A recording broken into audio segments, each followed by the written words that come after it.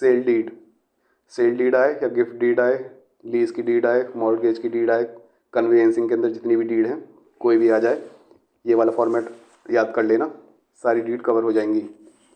ये हमने simple language में यहाँ पर डिस्क्रिप्शन दिया है सभी चीज़ों का, जिससे कि आपको इजीली समझ में आ जाए। एग्ज़ाम में आपको ये टर्म्स नहीं लिखने, ये केवल समझाने के लिए दिए हैं। इनके ऑफिशियल नाम कुछ और होते हैं, वो बाद में देखेंगे। तो फॉर्मेट में क्या क्या होता है, सबसे पहले डीड का नाम होता है। जैसे ये सेल की डीड है तो दिस डीड ऑफ सेल, ये ऐसे लिखा जाता है कैपिटल लेटर्स में, दिस डीड ऑफ सेल, ऐसे शुरुआत करते हैं। डीड के नाम के बाद डेट लिखी जाती है, किस डेट को एग्जीक्यूट हुआ। डेट कैसे लिखते हैं, जैसे on 3rd day of March 2024। इसके बाद पार्टीज़ के बारे में बताया जाता है कि बायर कौन है, सेलर कौन है, उनका पूरा डिस्क्रिप्शन होता है, एज, रेजिडेंस, सन ऑफ, ये सब होता है। जैसे ये पार्टीज़ यहाँ पे बाय ए ने बेची है बी के फेवर में, हमने यहाँ पे पूरा डिस्क्रिप्शन नहीं दिया। ये फॉर्मेट जो है ये बिल्कुल छोटा फॉर्मेट केवल समझाने के लिए है, असली फॉर्मेट नीचे आएगा। तो पार्टीज़ आ जाती हैं। पार्टीज़ के बाद क्या आता है, बैकग्राउंड इन्फॉर्मेशन आती है। बैकग्राउंड इन्फॉर्मेशन में होता है ये डीड जो हुई है इससे पहले क्या हुआ था, कि इसमें बताया जाता है कि ये बताएगा कि मैं इस लैंड का एब्सोल्यूट ओनर हूँ और मैं इसको बेचना चाहता था, मैंने बी को ऑफ़र किया इतने रुपए में बेचने के लिए, बी ने ऑफ़र एक्सेप्ट कर लिया, बी बोला हाँ मैं इतने रुपए में ख़रीदने को तैयार हूँ। तो ये जो भी डीड से पहले जो भी सारे इवेंट जो हुए थे उनके बारे में बताया जाता है, पूरा बैकग्राउंड बताया जाता है सील डीड का, इससे पहले क्या क्या एग्रीमेंट हुआ था इनके बीच में।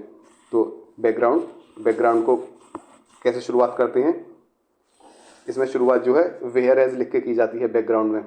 इस बैकग्राउंड को हम रिसाइटल कहते हैं, ये इसका ऑफिशियल नेम रिसाइटल्स है। रिसाइटल्स में जो डीड है, डीड का बैकग्राउंड बताया जाता है कि क्या हुआ था, कि इसमें बताया जाता है कि ये इसका ओनर है, ये इसको बेचना चाहता था, और फिर वेयर एज के साथ अगला पैराग्राफ उसी में शुरू करना हो तो एंड वेयर एज लिखते हैं इसमें। ये ओनर है, वह बेचना चाहता था, बी एग्री हो गया परचेज करने के लिए। तो ये पूरी बैकग्राउंड बताई जाती है कि सेल डीड से पहले क्या हुआ था। तो बैकग्राउंड हो गया, रिसाइटल हो गए, बैकग्राउंड को ही रिसाइटल कहते हैं। उसके बाद मेन टर्म्स आते हैं, ये असली मुद्दा है। इसमें सारा मैटर आएगा, पैसे का लेन देन इसी में आएगा, कैसे क्या राइट ट्रांसफ़र हुआ है, पैसे का लेन देन हो गया है, पैसा दे दिए गए हैं, पैसे रिसीव कर लिए गए हैं, और टाइटल जो है वह ट्रांसफ़र कर दिया गया है। ये सब चीज़ मेन टर्म्स में आते हैं। इसको कैसे लिखते हैं, इसकी शुरुआत कैसे करते हैं, इसकी शुरुआत ऐसे लिख के करते हैं कैपिटल लेटर्स में, जैसे now this deed of sale witnesses. अब ये डीड है जो है, जो डॉक्यूमेंट जो है ये खुद इन टर्म्स को विटनेस कर रहा है, इनका गवाह है। ये पूरे डॉक्यूमेंट जो है सेल डीड इन टर्म्स का गवाह है। क्या क्या टर्म्स है, कि पहले मेन चीज़ जो होती है इसमें, एक तो होती है कि कंसीडरेशन, के A B paid 50 lakh to A, B ने 50 लाख ए को पे कर दिए, ये कंसीडरेशन होता है इसमें कि कितना अमाउंट गया है। उसके बाद रिसीप्ट होती है कि बी ने रिसीव कर लिया, बी इसमें बताता है कि हाँ मैंने रिसीव कर लिया है, ए रिसीव द मनी, रिसीप्ट। उसके बाद इसी में आता है कि किस तरह का राइट गया है, A transfer property to B, B to hold as absolute owner. जैसे सेल डीड में एब्सोल्यूट ओनर, पूरी की पूरी ओनरशिप बी को ट्रांसफ़र कर दी गई है। जैसे टू होल्ड, ये बड़े बड़े लेटर्स में इनको हबेंडम कहते हैं, ऑफिशियल नाम इनका हबेंडम होता है। तो ऐसे ऐसे लिखते हैं कि कैसे to hold as absolute owner, तो किस तरह का राइट गया है ये होता है। तो क्या है, कंसीडरेशन इतना अमाउंट बी ने ए को पे किया, बी स्वीकार करता है हाँ मैंने रिसीव कर लिया, किस तरह का राइट गया कि एब्सोल्यूट ओनर। जैसे लीज डीड में होता तो होता कि हाँ केवल पोजेशन का है, किराएदारी का है, एब्सोल्यूट उसे मालिक नहीं बना दिया गया, किराएदार को केवल रहने के लिए जगह दी गई है। और सेल डीड में पूरा एब्सोल्यूट ओनर, पूरी की पूरी जो ओनरशिप है वह ट्रांसफ़र कर दी गई है। तो ये होता है मेन टर्म्स में। इस मेन टर्म्स को हम कहते हैं टेस्ट एटम, इसका ऑफिशियल नाम है टेस्ट एटम है। लिखा इसको ऐसे जाता है, now this deed of sale witnesses. Next क्या आता है, मेन टर्म्स के बाद प्रोमिसेस आती हैं। प्रोमिसेस में लिखा जाता है कि भाई इस जैसे जो सेलर है, बेचने वाला है, ज़मीन बेचने वाला, वह बताता है कि इस ज़मीन में कोई भी दोष या भार नहीं है, किसी तरह का कोई कर्ज वगैरह नहीं है, इस ज़मीन के ऊपर ये दोष मुक्त है। यदि कोई प्रॉब्लम इस वजह से आती है तो सारी जिम्मेदारी मेरी होगी, खरीदने वाले को कोई चिंता करने की ज़रूरत नहीं है। उसको और हेल्प चाहिए, जैसे रजिस्ट्रेशन कराने में कहीं मेरे डॉक्यूमेंट्स में साइन वगैरह चाहिए तो वहाँ पे मैं हेल्प करूँगा, इस तरह की प्रॉमिसेस करता है सेलर। या फिर बायर हुआ, या फिर किराएदारी का, जैसे लीज़ का एक डीड होती है उसमें किराएदार होता है, वह अपनी प्रॉमिसेस करता है कि इस प्रॉपर्टी को मैं इसकी मैं देखभाल करूँगा, इसमें कोई भी तोड़ फोड़ नहीं करूँगा। इस तरह की प्रॉमिसेस की जाती हैं इस वाले सेक्शन में। इन प्रॉमिसेस को हम कहते हैं कोवेनेंट्स, जो आपस के बीच में ये प्रॉमिस करते हैं, आपस के बीच के समझौता सा करते हैं, हाँ, कि हम क्या क्या करेंगे क्या नहीं करेंगे, ये इसमें आता है कोवेनेंट्स में। जैसे ए प्रॉमिस टू बी, जो ए बी से प्रॉमिस कर रहा है कि प्रॉपर्टी में कोई प्रॉब्लम नहीं है, आराम से एंजॉय करो इसको, कोई प्रॉब्लम आती है तो मैं रेस्पॉन्सिबल हूँ। तो इस तरह की प्रॉमिसेस की जाती हैं कोवेनेंट्स में। नेक्स्ट आता है प्रॉपर्टी की डिटेल्स आती हैं। प्रॉपर्टी का पूरा डिस्क्रिप्शन बताया जाता है। ये किस में आता है? ये शेड्यूल में। यहाँ पे शेड्यूल लिख के प्रॉपर्टी की डिटेल्स लिखती हैं कि प्रॉपर्टी इस जगह स्थित है, इतना एरिया है, और इसकी ईस्ट में ये है, वेस्ट में ये है, नॉर्थ में ये है, साउथ में ये है। तो यहाँ पे प्रॉपर्टी की डिटेल्स आती हैं शेड्यूल लिख के। इसमें शेड्यूल लिख के प्रॉपर्टी की डिटेल्स देते हैं। फिर नेक्स्ट क्या आता है? नेक्स्ट आता है कंक्लूजन। यहाँ पे कंक्लूड किया जाता है। कैसे लिख के किया जाता है? इन विटनेस वेयर ऑफ, ऐसे शुरुआत की जाती है कंक्लूजन की। इस कंक्लूजन को टेस्टिमोनियम भी कहते हैं। इसका ऑफिशियल नाम टेस्टिमोनियम है। इसमें सभी पार्टी जो हैं वह कहती हैं कि we all agree to terms and are signing it. हम जो भी टर्म्स वगैरह, हमने डॉक्यूमेंट पूरा देख लिया है, अब इसको हम साइन कर रहे हैं, एक तरह से इसको ऑफिशियल बना रहे हैं। यहाँ पे हम कंक्लूड कर रहे हैं इसको। उसके बाद विटनेसेस और पार्टीज वगैरह जो हैं वह साइन कर देती हैं। पार्टी साइन कर देंगे, विटनेस जो है इसको अटेस्ट कर देंगे कि हाँ हमारे सामने इन्होंने अपनी मर्जी से इसको साइन किया है, ये अटेस्ट कर देंगे विटनेस। हमें साइन हो जाता है। तो कंक्लूजन के बाद क्या आ गया? साइन। साइन में अपने पार्टीज़ के साइन हमने जैसे नीचे दिखा दिया, और विटनेस उसको अटेस्ट कर देंगे कि हाँ हमारे सामने इन्होंने अपनी मर्जी से साइन किया है। ये हो गया पूरा फॉर्मेट। अब इस सिंपल लैंग्वेज से आपको जो पूरा फॉर्मेट बनाना जो है वह आ गया होगा, और इनके टर्म्स जो हैं कैसे कैसे ऑफिशियल लैंग्वेज में कैसे लिखने हैं इनको ये भी देख लिया। जैसे दिस डीड ऑफ सेल, ऐसे डेट लिखनी है, इनकी डिटेल्स आएंगी। फिर ये जो है बैकग्राउंड वेयरएस करके लिखते हैं, जो रिसाइटल्स है। टेस्टेटम जो है, जो मेन टर्म्स हैं वह ऐसे लिखते हैं, now this deed of sale witnesses. उसके अंदर कंसिडरेशन भी आता है कि इतना पैसा दिया है, और जो बेचने वाला है वह बताता है हमने रिसीव कर लिया है, और किस तरह का राइट जा रहा है, जैसे एब्सोल्यूट ओनरशिप का राइट जा रहा है, ये बताया जाता है। उसके बाद हमने देख लिया प्रॉमिसेस जो होते हैं, कोवेनेंट्स लिख के प्रॉमिसेस लिखी जाती हैं कि इसमें कोई प्रॉब्लम नहीं है, एंजॉय करो, कोई प्रॉब्लम होगी मैं रिस्पॉन्सिबल हूँगा। उसके बाद शेड्यूल में प्रॉपर्टी की डिटेल्स आती हैं। उसके बाद टेस्टिमोनियम जो है उसको लिखा जाता है इन विटनेसेस वेयर ऑफ। यहाँ पर कंक्लूड कर दिया जाता है कि हाँ ये पूरा डॉक्यूमेंट जो है इसको हमने समझ लिया है, इसको साइन कर रहे हैं, इनसे इसके जो भी टर्म्स हैं उससे एग्री कर रहे हैं। उसके बाद जो है साइन कर दिए जाते हैं। यहाँ पर पार्टीज़ वगैरह के साइन हो जाते हैं, और विटनेस को अटेस्ट कर देते हैं कि हाँ हमारे सामने ही साइन करे हैं।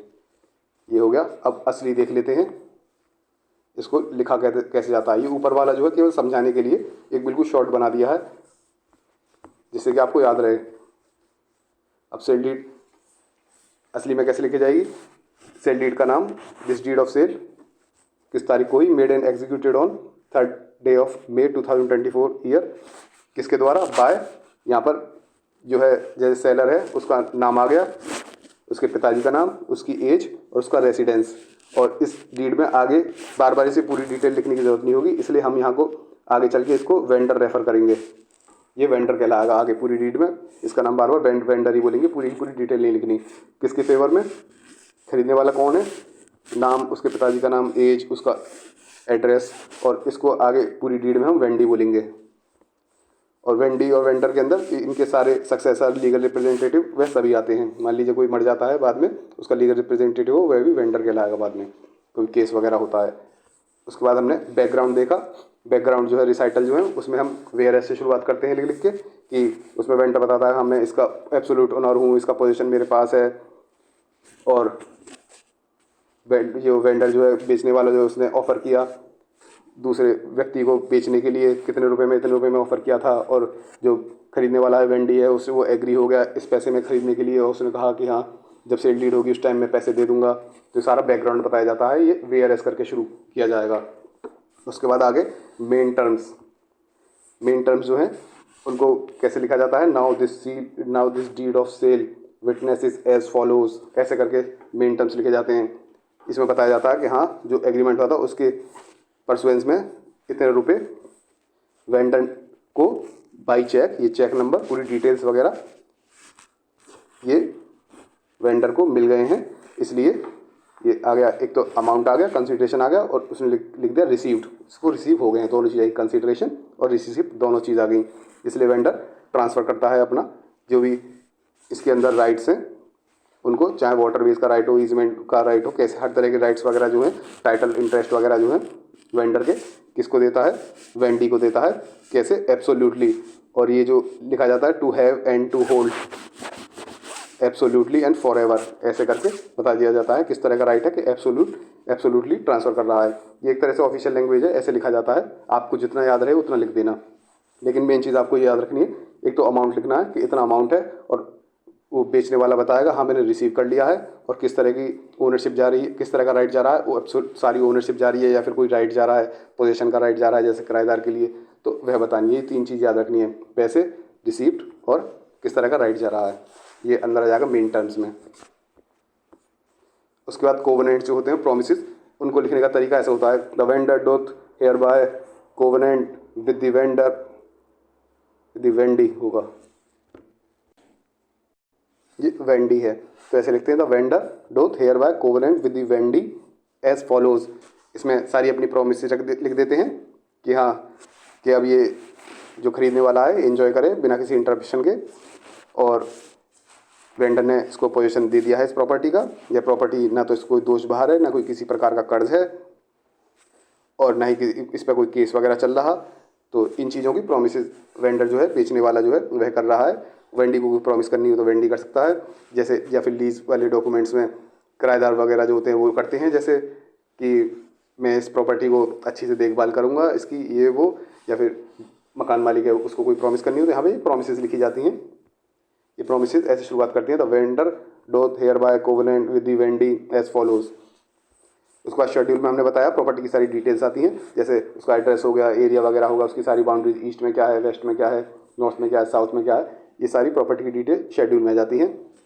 उसके बाद कंक्लूजन वाला पार्ट आता है हमारा। कंक्लूजन वाले पार्ट में टेस्ट, जिसको टेस्टिमोनियम भी कहते हैं, उसमें शुरुआत ऐसे लिखते हैं इसकी, इन विटनेस वेयर ऑफ, ऐसे लिखते हैं। इसमें पार्टीज बताती हैं कि पार्टी ने साइन कर दिया है, अपने थंब वगैरह सिग्नेचर वगैरह कर दिए हैं इस सेल डीड पर। इसको इसके सारे कंटेंट्स को समझने के बाद, और किस डेट को, जो कि डेट ऊपर लिखी हुई है, सबसे ऊपर जो डेट लिखी हुई थी उस दिन ही, जो सबसे ऊपर ही हम डेट लिखते हैं ना, ये डेट पहले लिख दी गई है, ये बाद में लिखने की ज़रूरत नहीं है। ऑन